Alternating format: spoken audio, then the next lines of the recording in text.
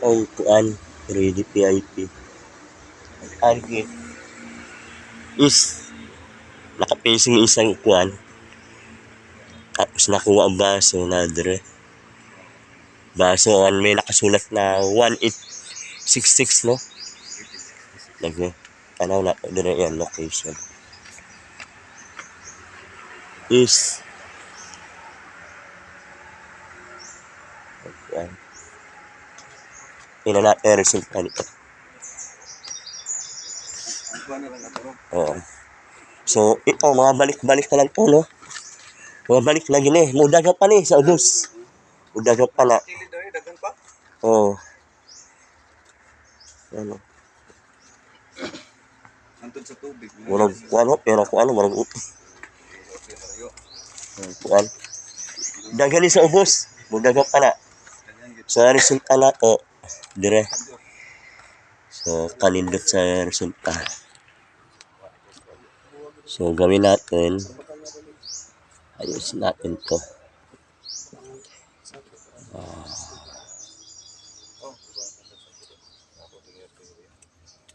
Yan. So, try natin i-interpolate o correct all values tayo. Pero, okay naman yung scan ko. Okay naman siya. Naduha mo lagi na tubig. Tubig lagi. Ayan o. Na tubig. Oo. Naman ito duha na ito yung kamay. Mamaya, ito o. Kana. Asa na siya? Lagyan ka ng kulay. Oo. So, ang prospect natin, itong box. Kana. Itong kuwan niya. Ginamit natin is yung PIP 3.5 version. Yan ang kuwan. Okay. Tubig ini no? Water table. Wala siya? Dili. Pwede. Kana mo tandok tubig. So, ganda nito. Kaganda nito yung marker na kuha yung baso. Ha? Isa lang na baso, no? Na 18. Upat na siya. Ha? Upat? Isa ka baso.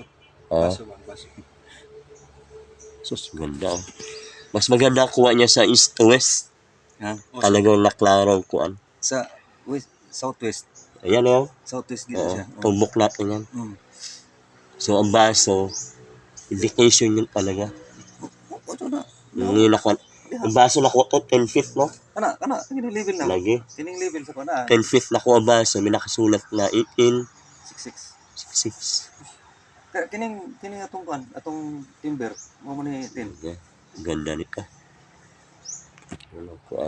Ang ganda na paka-form nito. Kana siya kuan. Oo. Pero nasa level talaga ng tubig, oh.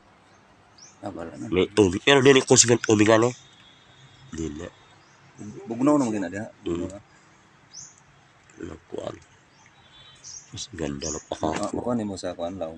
Oo, ang iyang gihatag na estimate dire. 9 feet. O kuan. 14 feet. Either din sa duwa. Kuan. Kaya sa proton LV8, ang iyang gihatag pinato. O 8 meter ang iyong kutkot 30 feet na, no? 30 to tong lagi. Lagi. Kuha naman siya, 41. 41 na. So, gamay-gamay. At sa baso na naka-indicate, ang estimate dito, 51 feet. Based sa iyang marker na gihatag na box. Halos pare sa ilang kuan. Gamay religas no?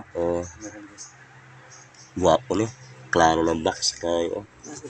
Tapos ang based sa rotation, ang iyang gihatag, ang box nakabutang sa iron.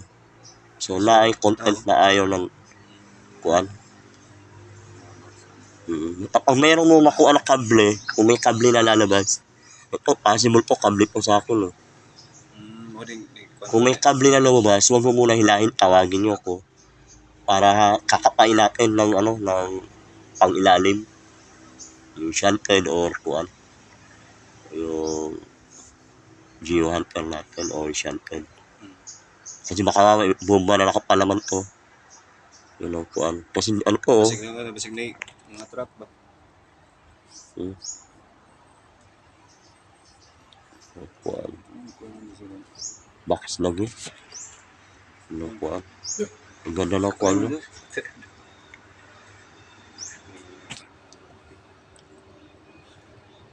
Paano mo dos? Paano? Oh. Kana mo na sa tubig ng nagpatong siya sa tubig. Na. Nakapatong siya sa tubig ba? Lagi. Kung man siya, tubig mo na. May tubig lagi, oh. Tubig na, libil na. Pero dili gaano kusog na. 3D ba? Dili kay siya kuan, bulyon. Dili kay kusog. Kaya pala hinahinay na kuan. Para dayo na oh. Nakapatong sa light blue. Kuya yan 3D ba?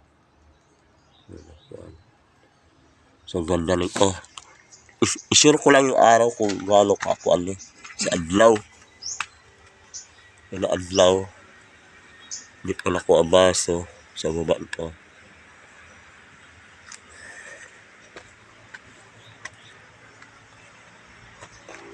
Ganda. Actually, ginamit ka na ko ng kuan. Na LV8, tsaka rotation. Rotation tsaka PIP. PIP tsaka Maria, halos parehas lang. Ang pagkakabala ng Maria, malaki ang LCD niya. So, ito, malaman nyo pag makapos ito.